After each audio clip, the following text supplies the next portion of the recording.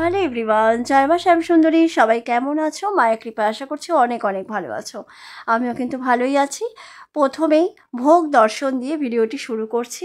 তোমরা সকলে মায়ের দর্শন করো, সাথে ভোগটিও দর্শন করো, কারণ ভোগ দর্শনে দুর্ভোগ কাটে তোমরা জানো। আমি এটা মানি, তাই তোমাদেরকেও বলি। আর এখানে পুজো শুরু হয়ে গেছে। এই যে পুজোটা, এই পুজো কিন্তু ছিল পৌষ মাসের প্রথম দিন, মানে পয়লা পৌষের ঠিক সন্ধেবেলা সন্ধে আরতির পুজো, যেটি তোমাদের সাথে এই মুহূর্তে আমি শেয়ার করছি।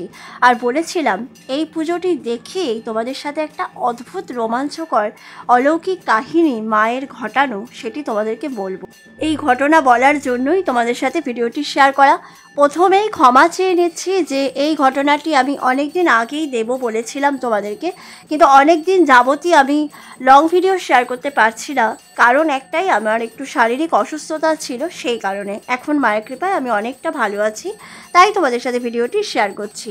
দেরি হওয়ার জন্য দুঃখিত। চলো পুজো দেখতে দেখতে মায়ের অলৌকিক কাহিনী তোমরা শুনতে থাকো। তাহলে শুরু করা যাক। শুরু করার আগে আরেকটি কথা তোমাদের বলতে চাই, সেটি হচ্ছে ভিডিওটি যখন আমি করি তখন আমার পেছনে অনেক অনেক লোক থাকে। তোমরা বুঝতেই পারো যারা মন্দিরে আসো, আর যারা আসো না তাদের জন্য, মানে যারা এখনও আসোনি, অনেকেই তো মায়ের মন্দিরে এখনও আসতে পারোনি, আমাকে কমেন্ট করো, তাদের জন্য বলছি যে প্রচুর লোক থাকে, তাই একটুখানি ক্যামেরাটা না নড়ে যায়। আমি জানি তোমাদের দেখতে হয়তো অসুবিধে হয়, হয়তো না, সত্যি হয়, কিন্তু একটুখানি মানিয়ে নিও। মানিয়ে নিয়ে ভিডিওটি দেখতে থাকো আর মায়ের অলৌকিক ঘটনাটি শুনতে থাকো। চলো তাহলে শুরু করি। ঘটনাটি ঘটেছিল 2023 সালের একটি অদ্ভুত অলৌকিক ঘটনা, যেটি স্বয়ং মা শ্যামসুন্দরী, আমাদের সবার প্রিয় এই মাই ঘটিয়েছিলেন, যেটি এখন তোমাদের সাথে আমি বলা শুরু করছি। একজন আন্টি আছেন, কাকলি আন্টি। তার ছেলে অসুস্থ ছিল, মানে পারিবারিক শত্রুতার কবলে পড়ে ছেলেটিকে অসুস্থ বানিয়ে রাখা হয়েছিল। তো কাকলি আন্টি প্রথম থেকেই মায়ের খুব ভক্ত ছিলেন, বড়। তো তারপর কাকলি আন্টি অনেক জায়গাতেই গেছেন মায়ের, যেখানে যেখানে মন্দির সব জায়গাতেই যেতেন। যখন শ্যামসুন্দরী মাকে দেখতে পেলেন ভিডিওতে, সেখানেও আসলেন। আসার পরে কাকলি আন্টি মায়ের পুরো, মানে যেটা হয়, আমরা সবাই মায়ের প্রতি আকৃষ্ট হয়ে যাই, আর মায়েরও কৃপাদৃষ্টি পড়লো এই কাকলি আন্টির ওপর। অদ্ভুত কৃপাদৃষ্টি পড়লো। সেই কৃপাদৃষ্টিটা কীরকম সেটাই ঘটনায় বলবো। আর এখানে আসার পরে কাকলি আন্টি মাকে এতটাই ভালোবাসতে থাকলেন, আর মায়ের কৃপাদৃষ্টিও পড়ে গেল। এরকমই চলছিল। হঠাৎ করে একদিন কাকলি আন্টির ছেলের জন্মদিন ছিল। সেই দিন কাকলি আন্টি বলেছিল মৌসুমি দিদিকে যে তোমরা মৌসুমি দিদিকে অনেককেই চিনবে, যারা চেনো না তারা তো জানো না। যারা অনেক আগে মৌসুমিদি মন্দির যেতেন, এখন যেতে পারেন না বিভিন্ন কারণে, যাই হোক। তো মৌসুমিদিকে কাকলি দিদি এসে বলেছিলেন যে আমি মাকে আমার ছেলের জন্মদিনের দিন পরমান্ন দেব। তো মৌসুমিদি বলেছিলেন ঠিক আছে। তো মৌসুমিদিকে ওই কাকলিদি 500 টাকা দিয়েছিলেন পরমান্ন মাকে করে দেওয়ার জন্য। তো সেই দিন কোনো না কোনো কারণে মন্দিরে একটা, জানি না কাকলিদির কোনো ব্যাপার ছিল না কি, কোনো একটা কারণে, যাই হোক, কাকলিদি খুব কষ্ট পেয়েছিলেন, প্রচণ্ড কষ্ট পেয়েছিলেন কোনো না কোনো কারণে, ঠিক আছে। কাকলিদি প্রচণ্ড কষ্ট পেয়েছিলেন। মায়ের লীলা, সে যে কিরমভাবে কী করবে সেটা তো আমরা জানি না, বলো। সবই তো তারই সৃষ্টি, তারই ছলনা, তারই সব তৈরি করা। আমরা তো এগুলো কিছু বুঝতে পারবো না। তো সেই কিছু একটা সিচুয়েশান তৈরি করে তাকে খুব কষ্ট দিয়েছিলেন। তো সারাদিন যখন মন্দিরে সে ঢোকে, একটার সময় গর্ভগৃহ বন্ধ হয়ে যায়, তখন তো মন্দিরে এতটা গেট ফেট হয়নি, পেছন দিক দিয়ে এসে মৌসুমিদিকে ডেকে ভেতরে ঢুকে বসেছিলেন। তখন বিভিন্ন, মানে কোনো একটা কারণে কাকলিদি কষ্ট পেয়েছেন প্রচণ্ডভাবে, খুব কেঁদেছেন মন্দিরে মায়ের কাছে। 4টের সময় যখন মন্দিরের গর্ভগৃহ খোলে, তখন কাকলিদি মাকে বলেন কেঁদে কেঁদে, অঝরে কেঁদেছেন, মানে কান্না, মানে সে বিভৎস কান্না, বিভৎস কষ্ট পেয়েছেন আর বিভৎসই কেঁদেছেন।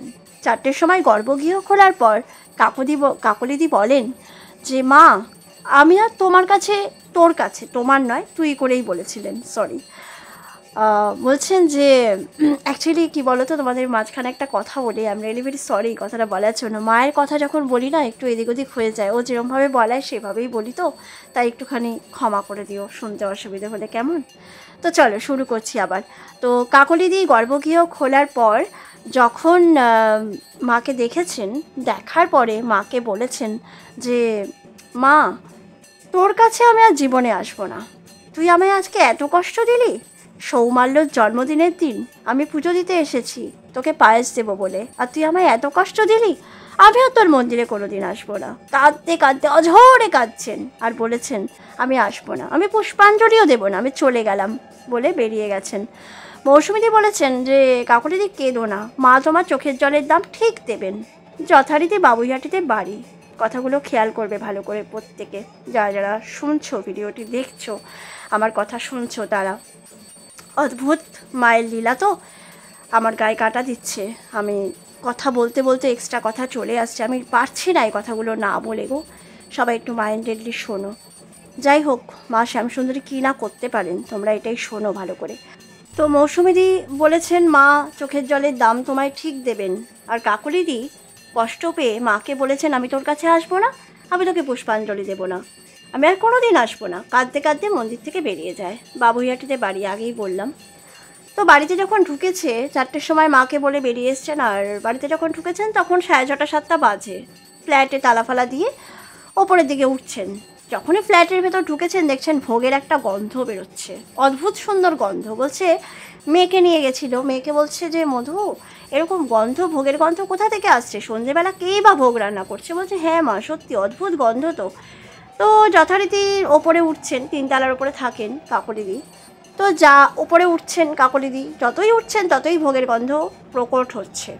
উঠতে উঠতে যখন কাকলিদি নিজের ডোরের সামনে এসেছেন, দরজার সামনে এসেছেন, তখন কাকলিদির মা একটা ভোগের থালা নিয়ে সামনে এগিয়ে এসছেন। বলছে তুই মন্দিরে গিয়ে খুব কেঁদেছিস?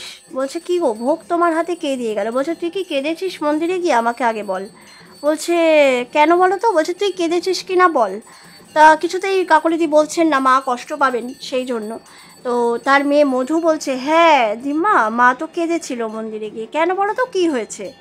বলছে ঠিক 3:30-4টের সময় নাকি একটা কালো মতন মেয়ে, পুরো কালো, শ্যামসুন্দরী মা যেরকম একটু উঁচুতে শাড়ি পরেন, তোমরা সবাই দেখেছো, মাকে এখানেও হয়তো দেখতে পাচ্ছ, একটু উঁচু করে শাড়ি পরানো হয়। এখানে পরানো নেই মাকে, সবসময় ওটা পরানো হয় না, যখন লাল পেরে সাদা শাড়ি পরানো হয় একটু উঁচু করে পরানো হয়, খেয়াল করবে। তো সরি, ওইভাবে একটু উঁচু করে শাড়ি পরা, লাল পেরে সাদা শাড়ি পরা, একটুখানি পায়ের থেকে উঁচুতে, পায়ের মধ্যে ঘুঙুর, ঘুঙুরটা দেখা যাচ্ছে, চুলটা পুরো ছাড়া, কোকড়ানো হাঁটু অবধি, যেমন শ্যামসুন্দরী মায়ের লম্বা ওরকম।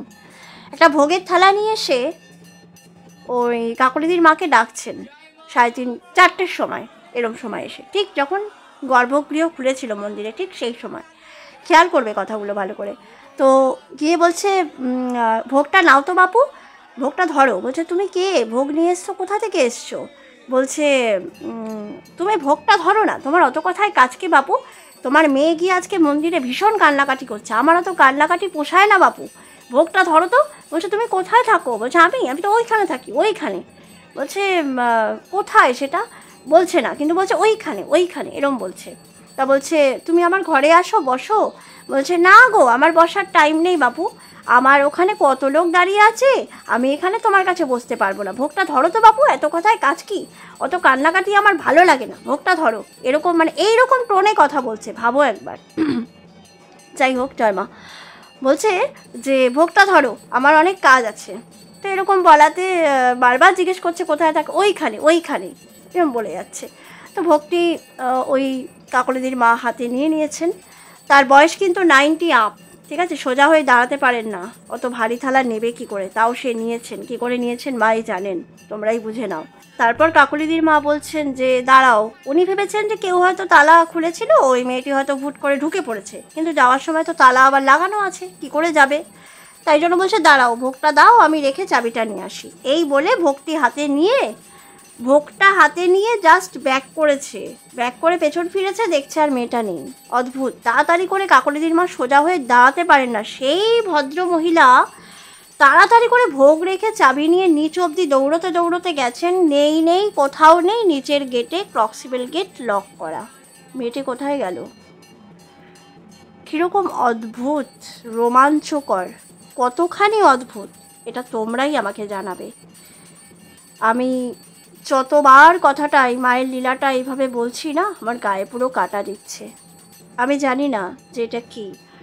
তারপরে বাড়ি আসার পর এরকম ঘটনা শোনার পর মৌসুমীদিকে আবার ফোন করেছেন কাকলিদি। তখন ফোন করেছে, তখনও কাঁদছেন।